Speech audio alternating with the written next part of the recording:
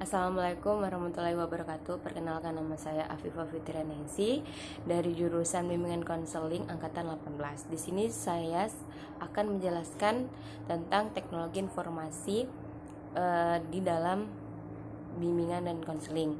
Nah, pertama ada operasional pelayanan BK di era 4.0.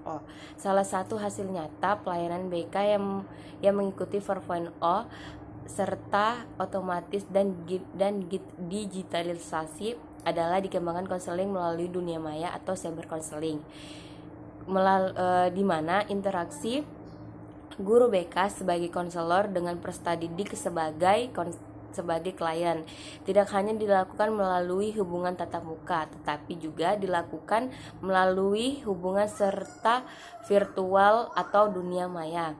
Nah, melalui internet berbentuk seperti WhatsApp, terus ada website konseling, website bimbingan atau cyber konseling. Nah, yang memanfaatkan seperti telepon atau video call di jejaring media sosial seperti Facebook, Twitter, Telegram, kemudian Instagram dan lain sebagainya. Kemudian ada praktik klien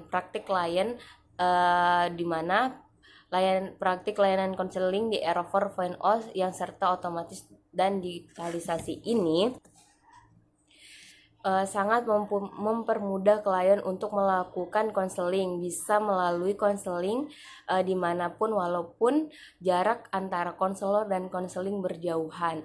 Nah, contohnya konselor dan klien dapat langsung konseli dengan telepon atau video call ataupun berupa chattingan.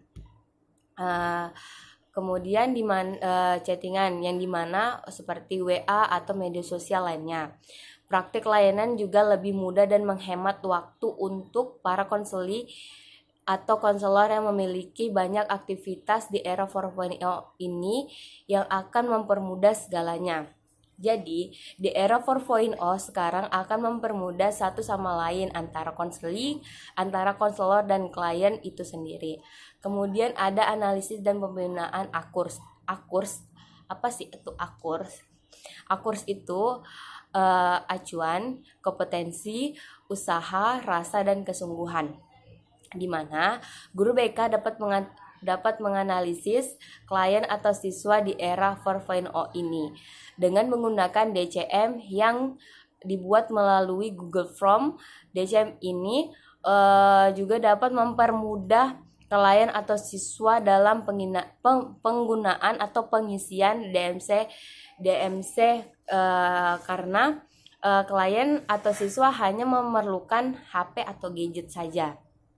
Kemudian ada hasil akhir pelayanan seperti LASING, yaitu penilaian segera, LAJEPEN adalah penilaian jangka pendek, dan LAJEPAN adalah penilaian jangka panjang. Hasil akan langsung berada di website atau layanan BK virtual internet lainnya. Dan di era 4.0 ini bertambah mudahnya pelayanan konseling karena dengan adanya komunikasi di dunia maya, maka proses konseling dapat dilakukan walaupun terpisah dengan jarak. Kemudian ada lagi yang kedua, media BK berbasis teknologi informasi. Yang pertama, tujuan BK menggunakan teknologi informasi ada 4, yaitu Easy to Us, mudah digunakan, Easy to Manage, mudah diatur, Simple, tidak rumit, Dynamic atau dinamis. Nah, kemudian ada peran TI dalam BK, ada 3. Yang pertama ada publikasi, kemudian ada pelayanan dan bantuan, kemudian pendidikan. Kemudian ada penerapan TI dalam layanan konseling, ada 5. Yang pertama layanan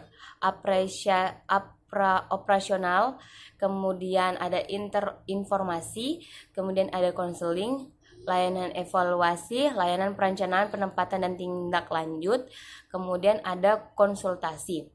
Lalu ada kelebihan dan kekurangan konseling. Kelebihan kelebihan dari konseling TI ada yang pertama, pelayanan melalui teknologi informasi mudah diakses, kemudian tidak membutuhkan biaya atau transportasi, kemudian ada mengurangi kesulitan jadwal yang berkaitan dengan program kelompok. Kemudian ada konseli lebih mau terbuka berbicara tentang masalahnya. Nah, itu kelebihannya. Nah, yang kekurangannya yang pertama, konselor dapat memastikan bahwa konseli benar-benar serius atau tidak.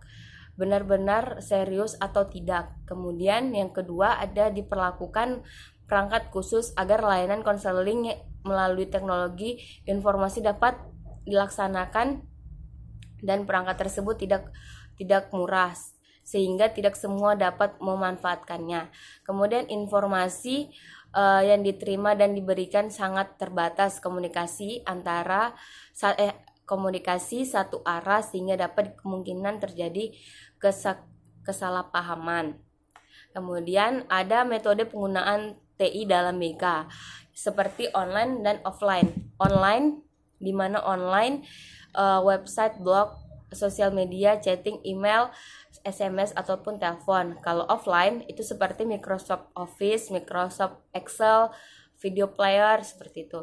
Kemudian ada implementasi cyber counseling yang dimana market layanan konseling, kemudian dalam penyimpanan, kemudian layanan konseling, lalu penyediaan materi atau staff help, kemudian ada supervisi dan riset. Dan ada juga manfaat teknologi dalam layanan BK, yaitu ada konseli dan konselor. Konseli memiliki keterampilan minat klien untuk memanfaatkan bimbingan dan konseling dengan penuh dukungan. Nah, kemudian ada juga klien memperoleh kemudahan, efisien waktu dan tenaga dalam kegiatan bimbingan dan konseling. Kemudian juga yang konselor menjadikan konselor sebagai pribadi terlatih efektif dan efisien dalam penggunaan informasi dan komunikasi. Kemudian menjadikan konselor sebagai pendidik yang memiliki kepedulian terhadap pendidik dan penggunaan gadget. Kemudian ada juga menjadikan konselor lebih terampil terhadap tren penggunaan teknologi dalam bimbingan dan konseling. Sekian dari